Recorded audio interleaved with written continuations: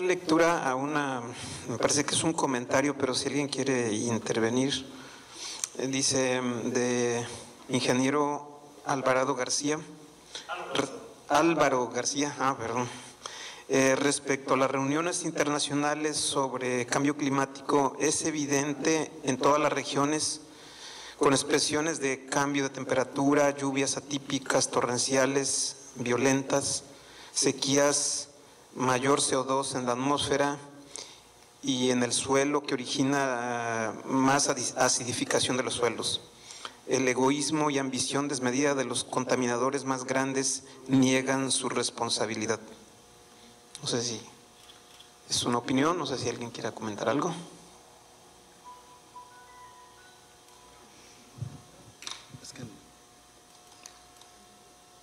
Bueno, entiendo, es un comentario que evidentemente en lo general lo compartimos, ¿no? No sé si quisieran agregar algo más al respecto. Bueno, es un comentario, no es una pregunta. Yo creo que hay muchas facetas que tienen que ver con la equidad. Y créanme, las negociaciones de cambio climático, me ha tocado demasiados años participar en ellas, son agotadoras, con discursos que a veces son muy coincidentes. Las posiciones nacionales cuesta mucho trabajo moverlas. Yo no sé, no hablaría tanto de egoísmos y ambiciones, sino bueno, realidades políticas, ¿no? Entonces hay países que no quieren que haya una respuesta internacional, multilateral al tema de cambio climático. Algunos son en desarrollo y otros son desarrollados. Y los en desarrollo pues invocan temas de equidad. Bueno, aquí mi vecino se desarrolló durante 4 o 5 décadas o un siglo sin tener ninguna limitante de que cuidado con emitir, ¿por qué voy a tener que hacer yo lo propio, ¿no? Entonces, en general, lo que está ocurriendo es que hay muchos gobiernos que le temen más a un régimen climático emanado de Naciones Unidas, les obligue a poner limitantes a sus procesos de producción y consumo, que al propio cambio climático. El propio cambio climático no les da tanto miedo como un tratado de la ONU que les diga hasta aquí llegaste, no puedes emitir más, no puedes crecer tanto, etcétera. Y esa es la realidad. Y efectivamente, pues en algunos casos hemos ido para atrás. Se mencionaba ayer, pues el protocolo de Kioto es prácticamente una reliquia, ya no opera. Sí está vigente. Decíamos de que se concluyó en el 2012, no, terminó el primer periodo de compromiso, estamos ahora en el segundo periodo de compromiso. El protocolo de Kioto está vigente, pero bueno, pues Canadá se retiró porque además no estaba cumpliendo. Las iniciativas como poner un impuesto al carbono, que había planteado un país como Australia, se retiraron. Es decir, bueno, es un tema político. Y está en la mesa de discusiones políticas, los enfrentamientos entre partidos, el split entre republicanos y demócratas en Estados Unidos muy claro. En muchos otros países igual se pierden y se ganan elecciones con eso. Así es un hecho. Entonces hay que empezar por yo diría que no es tanto la movilización de los representantes en las negociaciones, sino tengo mucho más fe a la movilización de la sociedad civil de los países, que exijan a sus representantes, exijan a sus gobiernos.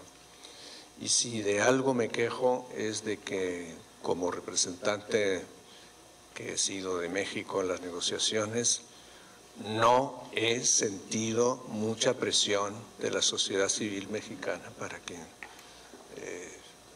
adopte posiciones todavía más progresivas, más avanzadas. No la he sentido. He sentido presiones del otro bando, de sectores, ciertos sectores, no sería totalmente injusto hablar de empresarios en general, ciertos sectores empresariales que echaban el freno de mano o trataban de echar el freno de mano. Pero por el lado de la sociedad civil yo hubiera querido tener más presión y no la tuve, la verdad.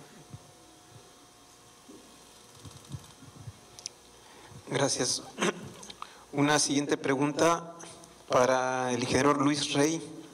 Dice, si la descentralización es un mito y no hay participación social, ¿se puede decir que el manejo por cuencas teóricamente suena adecuado, pero en la cuenca de Tabasco ha fracasado?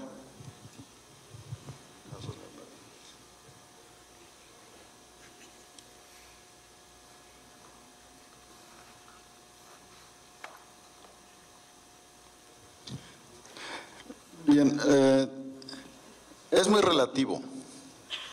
En la esfera de la formalidad de las instancias colegiadas que son los consejos de cuenca, de manera general y lastimosamente ocurre las situaciones que describía durante mi participación, pero es muy esperanzador que de manera autogestionaria la gente, y especialmente de la mano, juntos, caminando, compartiendo esfuerzos con instituciones académicas y organizaciones sociales, no gubernamentales, la gente está desarrollando experiencias de empoderamiento y de apropiación de sus territorios para intervenir y pues hacer esfuerzos por contrarrestar estas tendencias de un modelo depredador, extractivo de los recursos naturales, y con pequeños esfuerzos locales pues se va creando una red de experiencias muy esperanzadoras. Me permitiría citar como una de ellas en nuestra región el proyecto que conocemos como Fordesit Cuenca Grijalva. Los compañeros de las instituciones académicas que participaron en ese proceso coordinado por el Colegio de la Frontera Sur, pues establecieron una estrategia novedosa de un tipo de investigación, acción participativa, y pues fue bastante conmovedor y de muy animador, alentador ver en pueblos como Oxolotán, en Tabasco, que a partir de que la gente se informa, conoce, comprende la importancia de la vegetación a la orilla de los ríos, ellos mismos con sus propios esfuerzos, sin ningún financiamiento, reciclando las cubetas, los botes, lo que tuvieran a la mano, hicieron un vivero comunitario, fueron al colegio de bachilleres y a la escuela secundaria del municipio, motivaron a los estudiantes, a los adolescentes, a los jóvenes, y fueron a resembrar a la orilla de los ríos las especies nativas, propias y apropiadas para esa condición. Entonces, como les decía yo, es muy esperanzador que hay un movimiento autogestionario en todos los rincones del país, donde la sociedad civil organizada está participando en diferentes formas. Sin menoscabo de que en oposición a ello, pues también prevalece un sistema clientelar de dominación política de buena parte de la población, que aflora, como sabemos muy claramente, en tiempos electorales, que mediatiza los procesos, pero es parte de esa dimensión política que pues en este foro, en este coloquio se ha estado comentando, que se complementa con la importancia de los estudios de tipo biofísico, los enfoques ecosistémicos, para ir pues construyendo ese tratamiento integrado, ese tratamiento holístico, que aspectos como este de las inundaciones y el cambio climático, su política pública requieren. Entonces, si bien hasta ahora, por la falta de unas mayores facultades, los consejos de cuenca no logran desplegarse como una instancia de cogestión del agua y los recursos naturales, por otro lado, la sociedad está en movimiento y abriendo, como dice el poeta, haciendo camino al andar. Muchas gracias. Solamente dos intervenciones más, una que tengo aquí y otra abierta. Para el doctor Sergio Puente, dice, al final habló de corresponsabilidad de la sociedad civil. La pregunta es, ¿qué se requiere en México, qué se requiere para hacer efectiva la corresponsabilidad?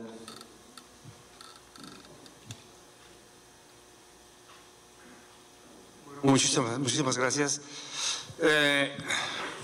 Ante todo, pienso yo, democratizar el conocimiento, empoderar a la gente y una participación mucho más eficiente en lo que sería el proceso de toma de decisiones a diferentes niveles.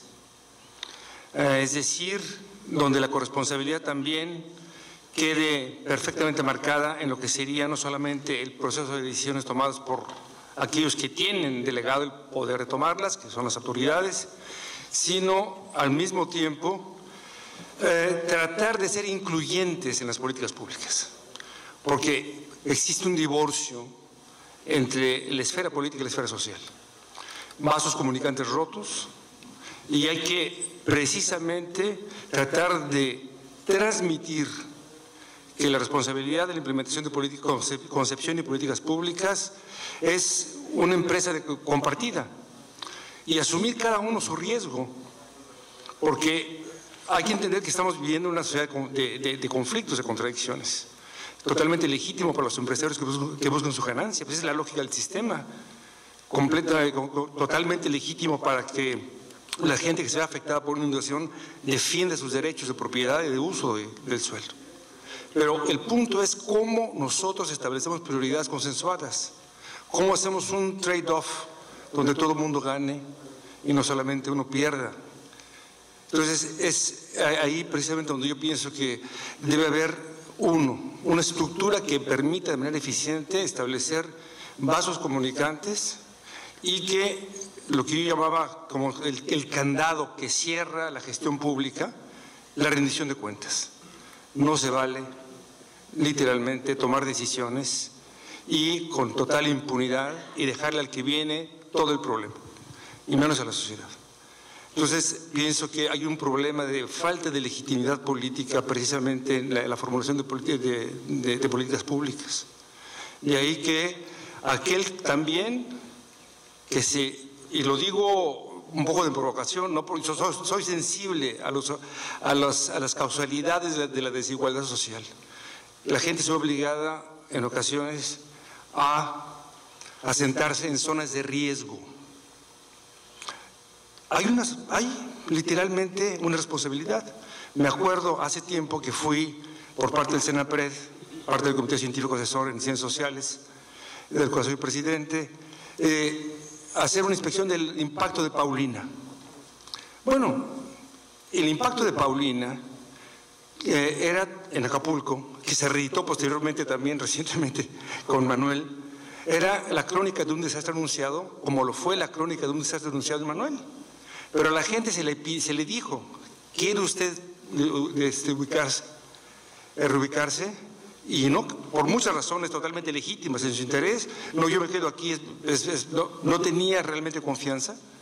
Entonces, bueno, un notario firme su responsabilidad. Entonces, hay responsabilidades compartidas y falta verdaderamente mediaciones de negociación incluyentes, pienso yo, que implica una cultura verdaderamente de la corresponsabilidad. Ese es el enorme desafío que tiene este país, que en última instancia, pues lo que está haciendo es un proceso de descomposición social, no de construcción societal. Por ejemplo, también, y con esto termino, bueno, la ocupación del espacio público por informales. completamente legítimo que lo hagan, pero luego lo privatizan y hay monopolios, ¿sí? Entonces, verdaderamente, ahí implica una conciencia de construcción de un sujeto ciudadano responsable. Es lo que hace nuestra sociedad. Por eso, empoderar a la gente, hacerla responsable, una estructura de valores, hacer ciudadanía. Eso implica la corresponsabilidad para mí. Gracias. Una última intervención.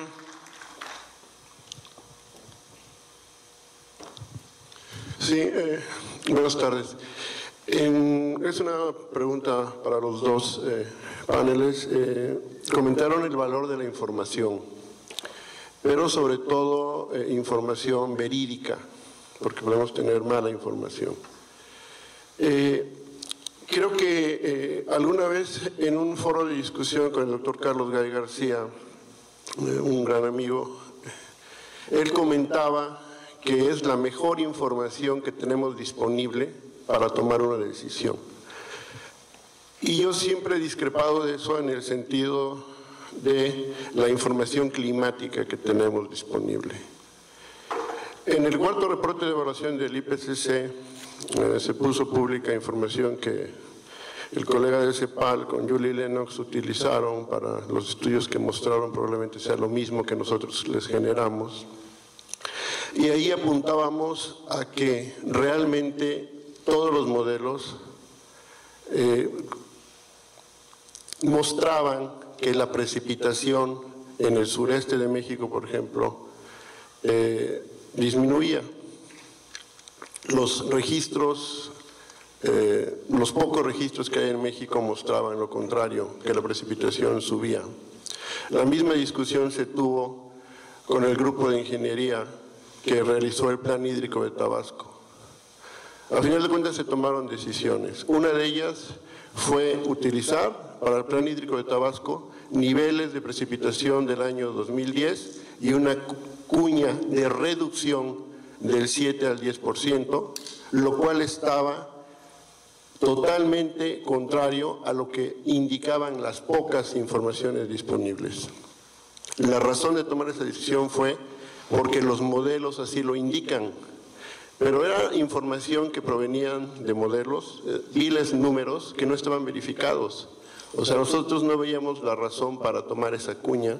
Se tomaron las decisiones y de un presupuesto menor a los 2,000 millones de pesos, hace un par de años se habían ejercido más de 10,000 millones, quizás mucho de eso en obras de mejoramiento de lo que se hizo, cuando probablemente hubiera resultado mucho más barato que se hubieran planificado con algunos niveles realmente correctos o más cercanos a lo que indicaban las observaciones.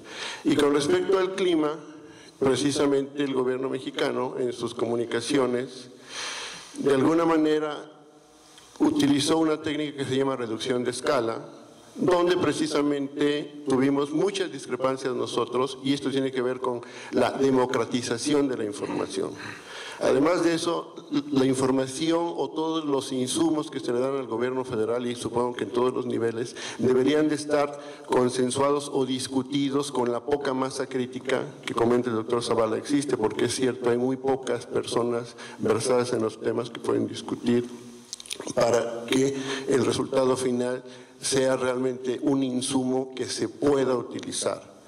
En fin, o sea, a lo que voy es que realmente falta muchísima información climática, los modelos no lo hacen bien, y entonces México, ¿qué va a hacer? O sea, vamos a seguir dependiendo de que nos den insumos, porque el panel revisa la información que está, pero la información fundamental se genera en algunos centros a nivel mundial. Hace falta mucha observación, hace falta mucha gente versada en eso, y concluiría diciendo, realmente para que México pudiera generar información, haría falta una especie de un centro, un instituto de investigación climática.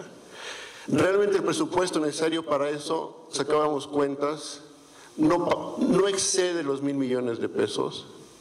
Entonces, recordando lo que aquí se ha dicho, se gastaron 130 y tantos mil millones de pesos de algunos fondos y de otros fondos también varios miles de millones de pesos. O sea, pero realmente todo esto, ¿dónde deja al conocimiento científico, a la parte sólida? Lo que dijo el doctor Sarucán, ya sabemos, no sabemos, el doctor Tudela discrepó de eso, yo también. Hay cuestiones elementales de clima que no las entendemos. O sea, yo me dedico a estas cosas y soy el primero en decirlo en un foro así abiertamente. Tenemos un montón de lagunas, tenemos mucha ignorancia, pero desgraciadamente hay un séquito de científicos un poco más arrogantes que gracias a los nexos con políticos se convierten en asesores privilegiados, y entonces eso, que es corrupción, señores, llega a que realmente México en esta parte fundamental de ciencia estemos en pañales.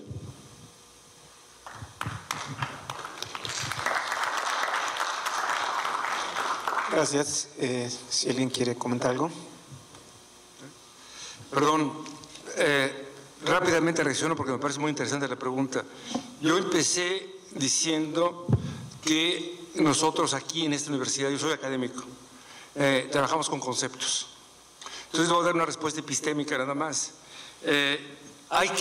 No hay dato duro. La información realmente se recorta a través de conceptos y de supuestos. Como decía un filósofo, sociólogo francés que conoce muy bien Fernando, Gaston Bachelard, no se trata de cuantificar para pensar, sino de pensar para cuantificar. No podemos cuantificar todo. Hay que traer información pertinente. Y por lo tanto eso se construye con supuestos. La cuestión de los modelos, yo me acuerdo, yo estudié una maestría en Systems Analysis y Operational Research en Londres, y lo primero que me dijeron, mire, garbage in, garbage out. Si usted mete basura en las computadoras, sale basura. Entonces, por lo tanto, es importante verdaderamente tener la información pertinente para tomar decisiones. Y ese conocimiento es relativo, siempre se va a refutar. Hipopperianamente se refuta el conocimiento, es la razón de ser de la ciencia. Nunca va a haber total certidumbre. Por lo tanto, hay que aceptar que nos equivocamos y nos equivocamos a través del error, y debemos tener el valor de equivocarnos. Y lo más importante es que debemos tener el valor de tomar decisiones, que es la razón de ser también ontológica de la política pública. Porque aún la no toma de decisión es una decisión. Gracias.